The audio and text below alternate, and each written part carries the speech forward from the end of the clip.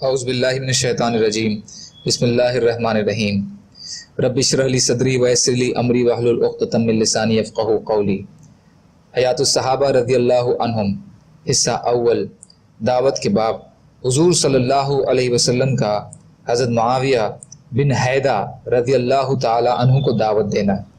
حضرت معاویہ بن حیدہ رضی اللہ تعالی عنہ بیان فرماتے ہیں کہ میں نے حضور صلی اللہ علیہ وسلم کی خدمت میں حاضر ہو کر عرض کیا، یا رسول اللہ صلی اللہ علیہ وسلم، میں آپ کی خدمت میں اب تک اس لیے نہیں آیا تھا کہ میں نے ہاتھوں کے پوروں کی تعداد سے بھی زیادہ بار قسم کھائی تھی کہ میں نہ کبھی آپ کے پاس آؤں گا اور نہ آپ کے دین کو اختیار کروں گا۔ اور معاویہ رضی اللہ عنہ نے یہ فرماتے ہوئے دونوں ہاتھوں کو ایک دوسرے پر رکھتے ہوئے پوروں کی تعداد کی طرف اشارہ فرمایا، لیکن اب اللہ تعالیٰ مجھے آپ کے پاس لے ہی آئے ہیں تو آپ کی خدمت میں حاضر ہوا ہوں، اور میری حالت یہ ہے کہ میرے پاس تھوڑا سا علم ہے۔ میں آپ کو اللہ کی عظیم ذات کا واسطہ دے کر پوچھتا ہوں کہ ہمارے رب نے آپ کو کیا دے کر بھیجا ہے؟ حضور صلی اللہ علیہ وسلم نے فرمایا، دین اسلام دے کر بھیجا ہے۔ معاویہ رضی اللہ عنہ نے پوچھا، یہ دین اسلام کیا ہے؟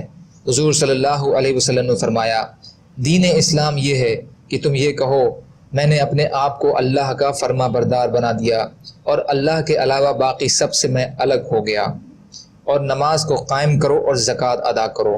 ہر مسلمان دوسرے مسلمان کے لیے قابل احترام ہے، دونوں مسلمان آپس میں بھائی اور ایک دوسرے کے مددگار ہیں، اور مشرک آدمی جب مسلمان ہو گیا تو اب اسلام کے بعد اللہ اس کے عمل کو اس وقت قبول فرمائیں گے جب مشرکوں سے جدا ہو جائے، یعنی ہجرت کر لے۔ مجھے کیا ضرورت تھی کہ میں تمہاری کمر پکڑ کر تم لوگوں کو جہنم کی آگ سے بچاؤں؟ مگر سنو، بات یہ ہے کہ میرا رب مجھے بلائے گا اور مجھ سے پوچھے گا، کیا میرا دین تو نے میرے بندوں تک پہنچا دیا تھا؟ تو میں عرض کروں گا، اے میرے رب، ہاں میں نے پہنچا دیا تھا۔ غور سے سنو، تم میں سے جو یہاں حاضر ہے وہ غائبین تک میرا دین پہنچا دے۔ غور سے سنو، تمہیں قیامت کے دن اللہ کے سامنے اس حال میں بلایا جائے گا کہ تمہارے منہ بند کیے ہوئے ہوں گے، یعنی تم بات نہیں کر سکو گے، اور سب سے پہلے ہر آدمی کی ران اور ہتھیلی اس کے اعمال کی خبر دے گی۔ حضرت معاویہ رضی اللہ تعالیٰ عنہ فرماتے ہیں کہ میں نے کہا، یا رسول اللہ صلی اللہ علیہ وسلم، یہی ہمارا دین ہے؟ آپ نے فرمایا، ہاں یہی تمہارا دین ہے، جہاں بھی رہ کر تم اس پر اچھی طرح چلو گے یہ دین تمہارے لیے کافی ہو جائے گا۔ استیبا بھاگ 1 پیج نمبر 323، اصابہ حصہ 1 پیج نمبر 350۔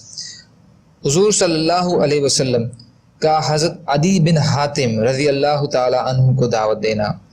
حضرت عدی بن حاتم رضی اللہ عنہ فرماتے ہیں کہ جب مجھے حضور صلی اللہ علیہ وسلم کے مدینہ منورہ ہجرت کرنے کی خبر ملی یا آپ کے نبوت کے دعوے کی خبر ملی تو مجھے یہ بہت برا لگا۔ میں اپنے وطن سے نکل کر روم کی طرف چلا گیا، اور کچھ روایتوں میں یہ ہے کہ قیصر کی طرف چلا گیا، اور میرا یہ روم میں آ کر قیصر کے پاس چلے جانا مجھے حضور صلی اللہ علیہ وسلم کے ہجرت فرمانے سے بھی اور زیادہ برا لگا، اور میں نے اپنے دل میں کہا، مجھے اس آدمی کے پاس جانا چاہیے، اگر یہ جھوٹا ہوگا تو میرا نقصان نہیں کر سکے گا، اور اگر سچا ہوگا تو مجھے پتہ چل جائے گا۔ فرماتے ہیں، میں مدینہ پہنچا تو لوگ خوش ہو کر کہنے لگے، عدی بن حاتم آ گئے ہیں، عدی بن حاتم آ گئے۔ پھر میں حضور صلی اللہ علیہ وسلم کی خدمت میں حاضر ہوا۔ آپ نے مجھ سے 3 بار فرمایا، اے عدی بن حاتم، مسلمان ہو جاؤ، سلامتی پاؤ گے۔ میں نے کہا، میں خود ایک دین پر چل رہا ہوں۔ حضور صلی اللہ علیہ وسلم نے فرمایا، میں تمہارے دین کو تم سے زیادہ جانتا ہوں۔ میں نے حیران ہو کر کہا، آپ میرے دین کو مجھ سے زیادہ کیسے جانتے ہیں؟ آپ نے فرمایا، ہاں، کیا تم فرقہ رقوسیہ میں سے نہیں ہو؟ یہ نصارہ اور صائبین کے بیچ کا ایک فرقہ ہے، اور تم اپنی قوم کا 1/4 مال غنیمت کھا جاتے ہو؟ میں نے کہا، جی ہاں۔ آپ نے فرمایا، حالانکہ تمہارے لیے تمہارے دین میں حلال نہیں ہے؟ میں نے کہا، جی ہاں، حلال تو نہیں ہے۔ حضور صلی اللہ علیہ وسلم نے اتنی ہی بات کہی تھی کہ میں آپ کی بات کے سامنے جھک گیا۔ حضور صلی اللہ علیہ وسلم نے فرمایا، اور سنو، میں اس بات کو بھی خوب جانتا ہوں کہ جو تمہیں اسلام سے روک رہی ہے۔ تم یہ کہتے ہو کہ ان کے پیچھے چلنے والے تو کمزور قسم کے وہ لوگ ہیں جن کے پاس کوئی قوت نہیں ہے، اور تمام عرب نے ان کو الگ پھینک رکھا ہے، یا تمام عرب نے ان کو نشانہ بنا رکھا ہے۔ کیا تم ہیرا شہر کو جانتے ہو؟ میں نے کہا اسے دیکھا تو نہیں ہے، البتہ اس کا نام سنا ضرور ہے۔ آپ نے فرمایا اس ذات کی قسم جس کے قبضے میں میری جان ہے، اللہ اس دین کو ضرور پورا کر کے رہیں گے، اور ایسا امن و امان ہوگا کہ پردہ نشین عورت تنے تنہا ہیرا سے چلے گی اور اکیلے بیت اللہ کا طواف کرے گی، اور کوئی اس کے ساتھ نہ ہوگا، اور قسرا بن ہرمز کے خزانے فتح کیے جائیں گے۔ میں نے حیران ہو کر کہا کہاں قسرا بن ہرمز کے خزانے؟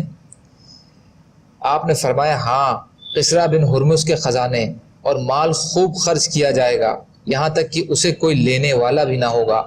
یہ قصہ سنانے کے بعد حضرت عدی بن حاتم نے فرمایا دیکھو یہ تنے تنا عورت ہیرا سے آ رہی ہے اور اکیلی بیت اللہ کا طواف کر رہی ہے، اور اس کے ساتھ کوئی بھی نہیں ہے، اور میں خود ان لوگوں میں تھا جس نے قسرا کے خزانے فتح کیے، اور اس ذات کی قسم جس کے قبضے میں میری جان ہے، تیسری بات بھی ضرور ہو کر رہے گی، اس لیے کہ حضور صلی اللہ علیہ وسلم فرما چکے ہیں۔ بدایہ حصہ 5 پیج نمبر 66، اصابہ حصہ 2 پیج نمبر 468۔ سبحان اللہ و بحمدہ، سبحانک اللہم و بحمدک، اشہد ان لا الہ الا انت، استغفرک و اتوب الیک۔ سبحان ربک رب العزت عما یصفون، وسلام علی المرسلین، والحمد للہ رب العالمین، برحمتک یا ارحم الراحمین، لا الہ الا اللہ محمد رسول اللہ۔